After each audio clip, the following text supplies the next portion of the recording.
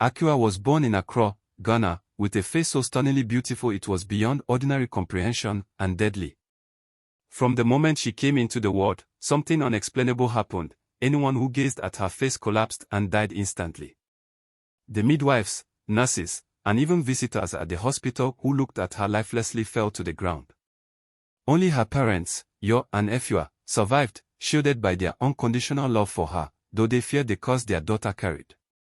As Akua grew, her parents kept her hidden in their modest home in Dansoman. To protect her and others, her mother decided to homeschool her, shielding her from the outside world. Akua was exceptionally intelligent, absorbing knowledge from books her father brought home from the Makola market. But her brilliance couldn't fill the void of loneliness. She had no friends and never experienced the simple joys of playing amp or aware with other children. When Akua turned 18, her parents decided it was time for her to attend university. They couldn't shield her forever. To protect others from her beauty, Akua wore a head wrap and veil that covered her face completely, revealing only her eyes. She enrolled at the University of Ghana, Legon, where her brilliance quickly became the talk of the school. Professors praised her academic excellence, but Akua cared little for the recognition. She only wished to make it through each day without harming anyone. Despite her intelligence, Akua's peers were puzzled by her constant face covering. Rumors spread like wildfire in the hostel and lecture halls. Some said she was hiding scars, others thought she came from a strict religious family. Among them was Ajoa, the self-proclaimed queen of the campus, known for her arrogance and sharp tongue. Ajoa found Akua's mystery irritating and made her the target of her cruel jokes. One day, Ajoa cornered Akua after a lecture in front of a crowd. "Akua, why do you always cover your face? What are you hiding under there?" Ajoa sneered, her arms akimbo. Akua stood silently, her eyes fixed on Ajoa. "You wouldn't want to see my real face," she replied calmly. The students erupted into laughter, but Ajoa wasn't amused. "Prove it. If you're not scared, take that thing off," she demanded. Akua shook her head. "Trust me, it's for your own good."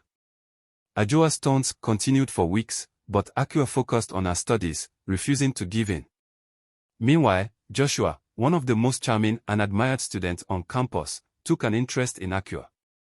Unlike others, Joshua wasn't drawn by curiosity or malice but by her intelligence and quiet strength. He often sought her out during study sessions, asking for help with difficult assignments. Ajoa, infuriated by Joshua's growing friendship with Akua, concocted a plan to humiliate her. "Joshua, you have to get close to her," Ajoa told him one afternoon near the night market. "Find out what's under that veil. I bet she's hiding something embarrassing." Joshua hesitated, feeling uneasy about Ajoa's plan. But her persistence and his curiosity eventually got the better of him. He began spending more time with Akua, pretending to care about her interests.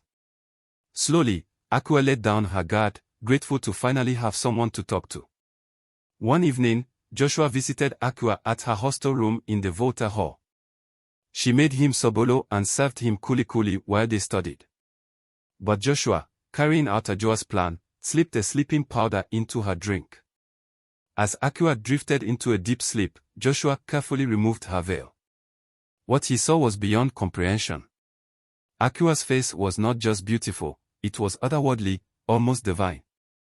But before he could fully process it, a crushing wave of darkness engulfed him. His heart stopped, and he fell to the floor, lifeless. When Akua woke up and saw Joshua's body on the ground, she broke into tears. She had warned everyone, but no one had believed her. "Why didn't you listen?" she sobbed, tying her veil back on. The commotion attracted the attention of other students. Soon, campus security and the police arrived. When questioned, Akua confessed, "He saw my face. That's all it takes." Her parents explained the situation to the authorities, who, after much deliberation, decided she wasn't a criminal. Akua's parents took her home, and she resolved to remain in solitude. "Maybe I should stay away from everyone forever," she told her mother. But Efua held her hand gently. "Akua, you can't let this curse define your life. You are brilliant, and you have so much to offer the world." Don't give up. Akua returned to school, determined to focus on her studies. Ajoa, still reeling from Joshua's death, tried to provoke her again. But Akua, emboldened by her mother's words, stood her ground. You can keep mocking me, Ajoa, but I will not let you or anyone else stop me from achieving my dreams. As time passed, Akua became known not only for her intelligence but also for her resilience. Though she remained veiled, she stood tall, proving that even under the weight of a curse, one could rise above adversity. Akua went straight to her room, shutting the door behind her. She sat on her bed, staring at the wall as thoughts swirled in her mind. From the kitchen, she could hear the sound of pots clattering. Her mother was preparing dinner. After a few moments, Akua took a deep breath and made her way to the kitchen. She pulled out a chair and sat at the table. Her mother turned, smiling warmly. How was school today, my dear? Akua sighed.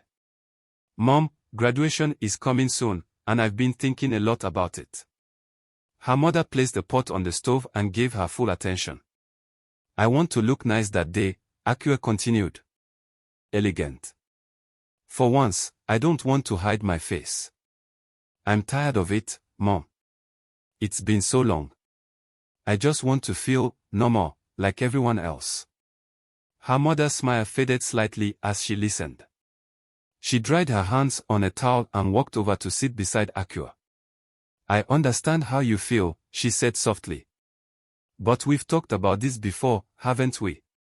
Akua nodded, her eyes fixed on her hands. I know, but I feel like I can't keep running from it. I want to live a normal life. I don't want to hide anymore. Her mother reached out, taking her hand gently. You remember what the prophet told us years ago, don't you? A knot formed in Akua's stomach. The prophet's words were always at the back of her mind, haunting her. Yes, Mom, she said quietly.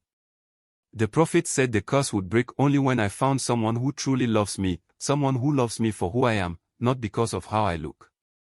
But how am I supposed to wait for someone to fall in love with me when I don't even let people see me? What if no one ever loves me, Mom? What if I'm always alone?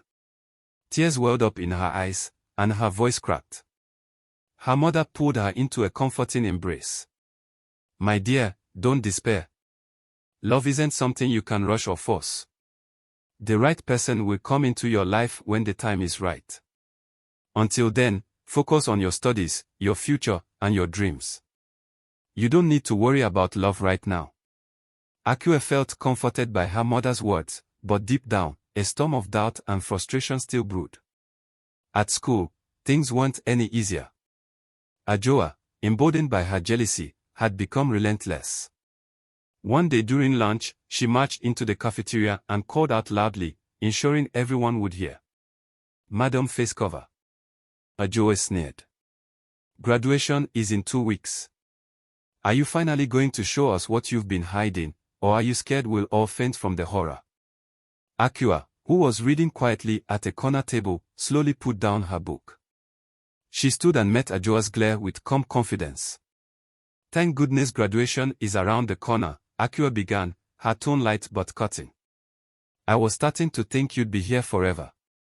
What happened, Ajoa? Did the dinosaurs finally teach you how to pass your exams?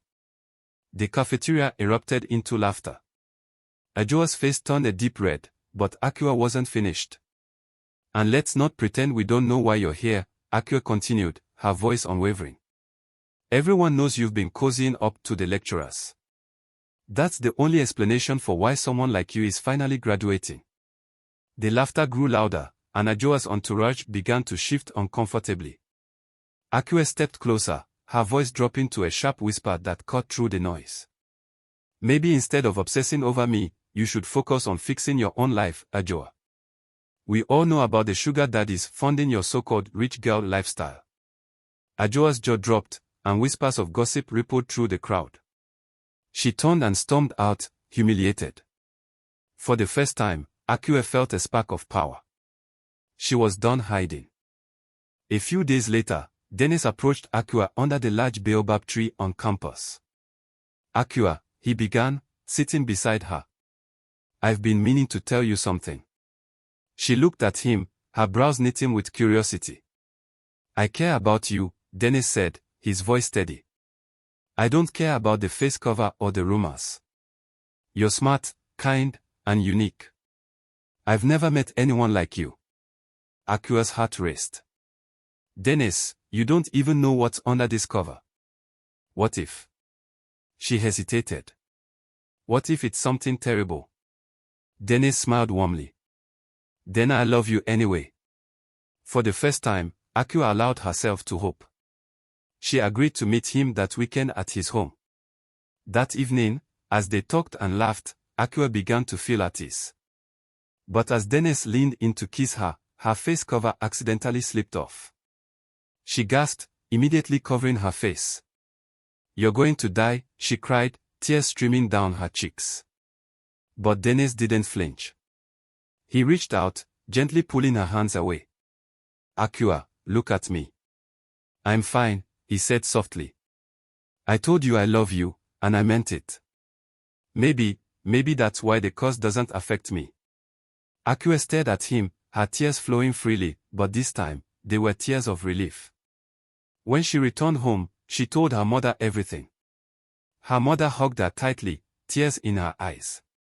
My darling, you found someone who truly loves you. The curse is broken. You're free. The next day, Akua walked into school without her face cover. Heads turned, and whispers filled the hallways. She's beautiful, someone murmured. Ajoa, frozen in shock, could only stammer, this is what you've been hiding. Akua smiled. Yes, Ajoa. This is me. As applause broke out, Akua felt a weight lift off her shoulders. For the first time, she was free to live, free to love, and free to be herself.